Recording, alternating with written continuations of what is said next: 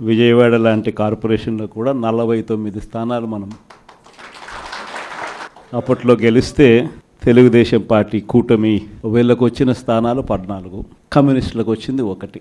ఈ 49 స్థానాలకు మనం గెలిస్తే 64కు గాను వాళ్ళకు కేవలం 14 స్థానాలు ఉన్నప్పటికీ ఎన్నికలు అయిపోయిన తర్వాత రోజు నుంచి రకరకాల భయాలు, రకరకాల ప్రలోభాలు అదే పనిగా పెడుతూ ఒక 11 మందిని మాత్రం భయపెట్టో ప్రలోభాలు పెట్టో తీసుకోవడం జరిగింది. అయినప్పటికీ 38 మంది నిఠారుగా నిలబడ్డారు అని చెప్పడానికి గర్వపడతాను. ఎందుకు ఈ మాట చెప్తా ఉన్నాను అంటే దానికి కారణం కూడా ఒకటే. ఇన్ఫ్యాక్ట్ ఏ కార్పొరేషన్ చూసుకున్నా, ఏ మున్సిపాలిటీ చూసుకున్నా, రాష్ట్రంలో ఉన్న ఏ జెడ్పీటీసీ పరిధిలో ఉన్న ఏ మండలం తీసుకున్నా, అటు ఎంపీపీలైనా కానీ, అటు జెడ్పీటీసీలైనా కానీ, సర్పంచ్లైనా కూడా, ఏది తీసుకున్నా కూడా ఎన్నికలు అయిపోయిన తర్వాత 3 సంవత్సరాల తర్వాత లోకల్ బాడీ ఎన్నికలు జరిగితే అటువంటి ఎన్నికల్లో ఈ రకమైన రిజల్ట్స్తో రాష్ట్రమంతా క్లీన్ స్వీప్ చేసిన పరిస్థితి వైఎస్ఆర్సీపీ ప్రభుత్వం, మన ప్రభుత్వం. అంటే ప్రజల్లో ఏ రోజైనా కూడా తలెత్తుకొని పోగలిగాం. ప్రజలకు ఎన్నికల మేనిఫెస్టో అని చెప్పి ఏదైతే ఎన్నికల వేళ మనం ఏదైతే ఇచ్చామో, చూపించామో, ఏదైతే చూపించి మనం ఓట్లు అడిగామో, ఆ ఎన్నికల మేనిఫెస్టోలో 99% హామీలను నెరవేర్చి ప్రతి నెల ఏ పథకం అమలు చేస్తూ ఉన్నామో బడ్జెట్ ప్రవేశపెట్టే రోజే సంక్షేమానికి సంబంధించిన క్యాలెండర్ కూడా రిలీజ్ చేస్తూ, ఇదిగో ఈ నెల ఈ పథకం, ఇదిగో ఈ నెల ఈ పథకం, ఇదిగో ఈ నెల ఈ పథకం అంటూ క్రమం తప్పకుండా ప్రతి సంవత్సరం ఎక్కడా కూడా ప్రజలకు నష్టం జరగకుండా, ఇబ్బందులు పడకుండా, క్రమం తప్పకుండా ఇచ్చిన ప్రభుత్వం ఏదైనా ఉంది అని అంటే అది దేశ చరిత్రలో ఒక వైఎస్ఆర్సీపీ ప్రభుత్వం మాత్రమే అని చెప్తాను.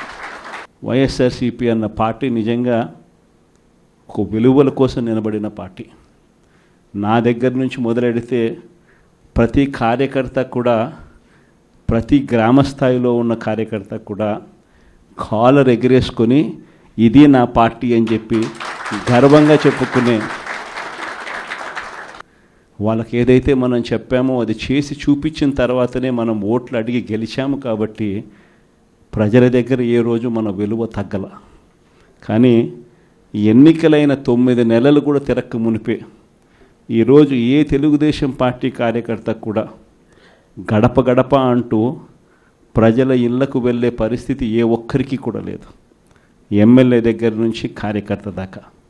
కారణం ఏ గడపకు వెళ్ళినా కూడా వీళ్ళు ఎన్నికలకు ముందు ఇచ్చిన వీళ్ళ మేనిఫెస్టో సూపర్ 6లు, సూపర్ 7లు ప్రజలు వీళ్ళకి ఇలా చూపించి ఆ ఇంట్లో నుంచి ఒక చిన్న పిల్లాడు బయటకు వస్తాడు, నా 15,000 ఏమైంది అని అడుగుతాడు.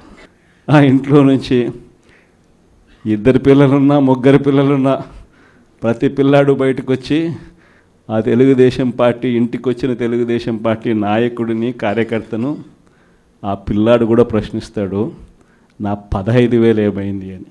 వీళ్ళింటికి పోయినప్పుడు ఆ పిల్లల తల్లులు ప్రశ్నిస్తారు, నా 18,000 ఏమైంది అని చెప్పి.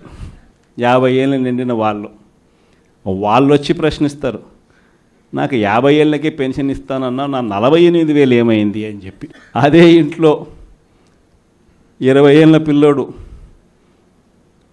ఆ పిల్లాడు వచ్చి ప్రశ్నిస్తాడు, నాకు నెల 3,000 ఇస్తానన్నా 36,000 ఏమైంది, నా 36,000 ఏమైంది అని. అదే ఇంట్లో బహుశా విజయవాడలో కొంచెం రైతులు తక్కువేమో కానీ కొంచెం గ్రామీణ ప్రాంతాలకు పోతే రైతులు కూడా, కండువా వేసుకొని వచ్చే ప్రతి రైతు కూడా నా 20,000 సంగతి ఏమైంది అని అడుగుతాడు.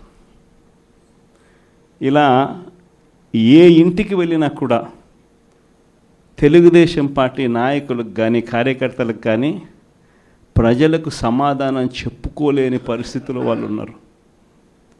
ఎన్నికలప్పుడు ఏదైతే మాట చెప్పాడో ఆ రోజేమో మేము చెయ్యకపోతే మా కాలర్ పట్టుకోండి అని అన్నాడు.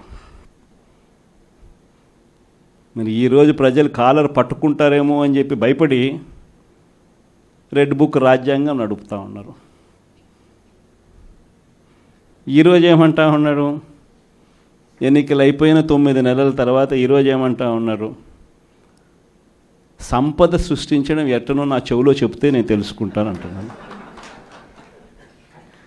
ఇది వాస్తవాలు. ఇదే మాటలు ఎన్నికలకు ముందు నేను చెప్పా. చంద్రబాబు నాయుడు నమ్మడం అంటే చంద్రముఖిని నిద్ర లేపడమే అని. ఇదే మాటలు నేను ఎన్నికలప్పుడు చెప్పిన. చంద్రబాబు నాయుడు నమ్మడం అంటే పులి నోట్లో తలబెట్టడమే అని చెప్పి ఇదే మాటలే నేను చెప్పా. మేనిఫెస్టో ప్రజెంటేషన్ చేసేటప్పుడు ఇక్కడే ఇలా నిల్చుని ఇలా మేనిఫెస్టోని ఇలా చూపించా. మన మేనిఫెస్టోని ఇలా చూపిస్తూ వాళ్ళు చెప్పిన మేనిఫెస్టో హామీలను కూడా ఇలానే చూపిస్తూ చెప్పా. ఇది సాధ్యమయ్యేటివి కాదయ్యా చంద్రబాబు నాయుడు చెప్పేటివి. రాష్ట్రానికి సంబంధించిన బడ్జెట్ ఇది, మనం చేస్తూ ఉన్న బటన్లు నొక్కే కార్యక్రమం ఇది, దీనికే ఇంత డబ్బు ఖర్చు అవుతుంది. మరి చంద్రబాబు నాయుడు ఏమో 1,72,000 కోట్లు సంవత్సరానికి అయ్యే ప్రతిపాదనలు ఆయన చెప్తా ఉన్నాడు. సూపర్ 6లు మోసము, సూపర్ 7లు మోసము అని చెప్పి చెబుతూ మనమేం చేయగలుగుతాము అన్నది కూడా ప్రజలకు అర్థమయ్యేట్టుగా కూడా మేనిఫెస్టో సందర్భంగా కూడా చెప్పడం జరిగింది.